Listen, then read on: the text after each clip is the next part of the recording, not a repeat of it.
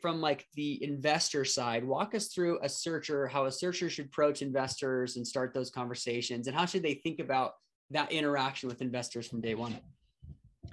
Yeah, so I think a lot of interaction with investors is really just like any preparation for anything, a job interview, et cetera. You want to kind of have your story of why you're doing search, and you should practice it, right? And work on practicing it with if you have a partner or friends or family. So like why you're in search, what are you looking for?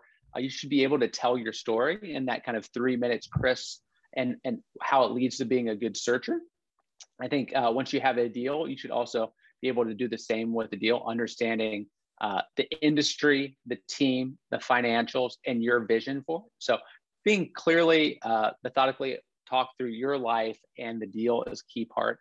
I think consistency is a big piece. I see the best searchers will do, they'll do things like, if they're raising traditional search, they'll connect with me a month before they write their PPM and say, hey, I'm looking to raise in a couple months. I'd love to get just 15 minutes to talk through your advice on writing a great PPM.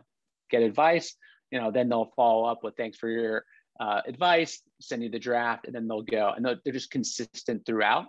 I would say even the best self-funded searchers are like that. They meet me before they have a deal, but might send a monthly update of where they are in the process. And so I think consistency in every interaction is key. And then kind of knowing your talk track, both on the deal and yourself.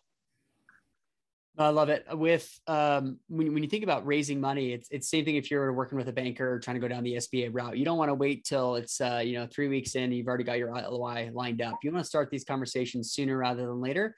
Some of these things may be on delay as you find the right deal and work through things. And some deals just take 6 months to find, and some take 2 years to find. It's kind of a wild, wild west in terms of identifying the time frame.